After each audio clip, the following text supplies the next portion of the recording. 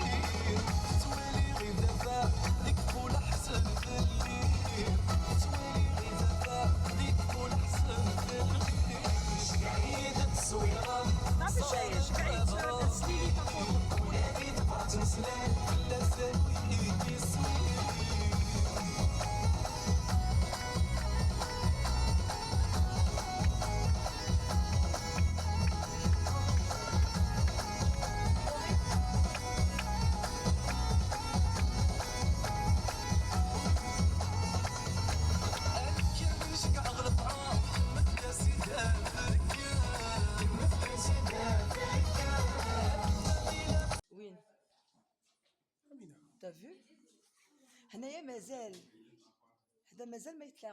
Alors là, nous retrouvons toujours dans les grottes de Ben Yaad. Mais juste à la fin de la vidéo, vous allez voir les cascades de l'Ourite. Je vous ai filmé ça, ne vous inquiétez pas. Alors maintenant, je vais vous parler des cascades de l'Ourite. À Tlemcen aussi était autrefois un site naturel remarquable composé de 7 cascades successives, étroitement reliées les unes aux autres. Elles formaient un ensemble harmonieux et impressionnant. Cependant, en raison de précipitations depuis 2018, donc l'écoulement de l'eau est totalement interrompu. Aujourd'hui, les cascades n'existent plus. Il ne subsiste qu'une mare naturelle en contrebas issue des anciennes chutes d'eau. Pour l'appellation Lorette, maintenant vient du mot arabe Lawra'ait, qui veut dire si tu avais vu, selon le récit transmis par la mémoire locale, un homme venu de l'Est traversa la région de Tlemcen et découvrit les cascades de Lorette. Ce sont 7 cascades liées les unes aux autres. Profondément émerveillé par la beauté du lieu, il en parla à son retour à l'un de ses membres de sa famille en répétant cette phrase Lawra'ait. Avec le temps, cette appellation orale s'est transformée et le mot Lawra'ait est devenu Lourite pour exprimer son étonnement face à ce qu'il a vu. Voilà, donc vous allez voir la vidéo à la fin, après avoir fini avec les grottes de Ben Yaad, vous allez voir directement le lieu des 7 cascades de l'Ourite.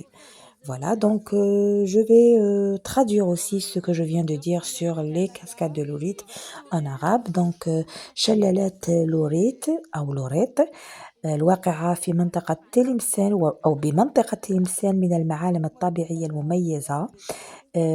تتكون من 7 شلالات متتابعة ومتقاربة تشكل منظر طبيعي جميل جدا، غير أن نقص الماء ونقص التساقطات المطرية خلال الفترة الممتدة من 2018 إلى أواخر 2025 أدى إلى توقف جريان الماء بشكل كامل، ولم تعد الشلالات موجودة اليوم إذ لم يبقى منها إلا بركة طبيعية تقع في أسفل الموقع تشكلت نتيجة الشلالات القديمة. هذه الشلالات تدعى لوريت حسب الروايات المتداولة تعود إلى الكلمة العربية لوريت تحكي أن رجلا أتى من شرق الجزائر مرا بمدينة تلمسان فشاهد هذه الشلالات وانبهر بجمالها الخلاب، وعندما عاد إلى أهله أخذ يصف لهم ما رآه مرددا عبارة لو رأيت، ومع مرور الزمن تحولت هذه الكلمة إلى كلمة لوريت أو لوريت، وهو الاسم المتداول حاليا لهذه المنطقة.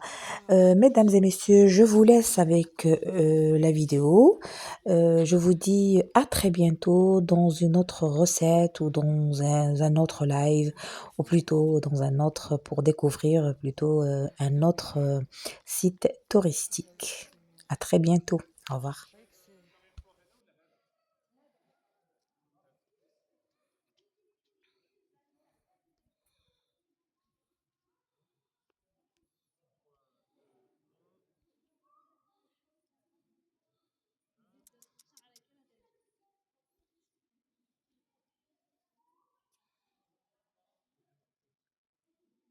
Mais de loin. De loin. Bah oui, oui. Regardez comme c'est mouillé. C'est ces gouttelettes d'eau qui forment. Regardez. Regardez, j'ai ça sur. Regardez la gouttelette d'eau. Alors, qui se forme avec le temps sous forme de stalactites et stalagmites.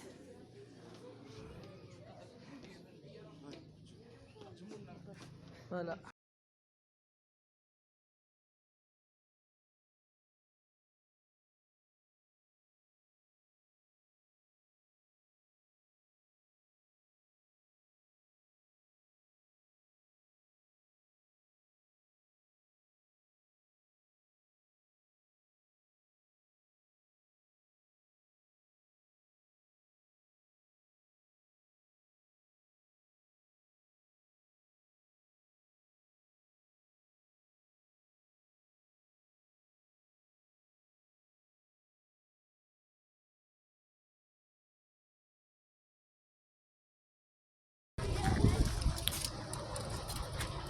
Regardez cette région montagneuse à Lourit, à Tlemcen. On est à Lourit, ou Louret, comme l'appellent les gens de la région de Tlemcen. Lourit, c'est un mot arabe qui veut dire Laura Ait. Si vous avez vu cet endroit. Normalement, avant, il y avait des cascades ici. Il y avait 7 cascades. Mais puisqu'il n'a pas plu depuis 2018, c'est la sécheresse. Il n'y a plus de cascades, malheureusement. À l'intérieur de ces montagnes, il y a des grottes. Mais je ne veux pas descendre. Et je ne peux pas, d'ailleurs.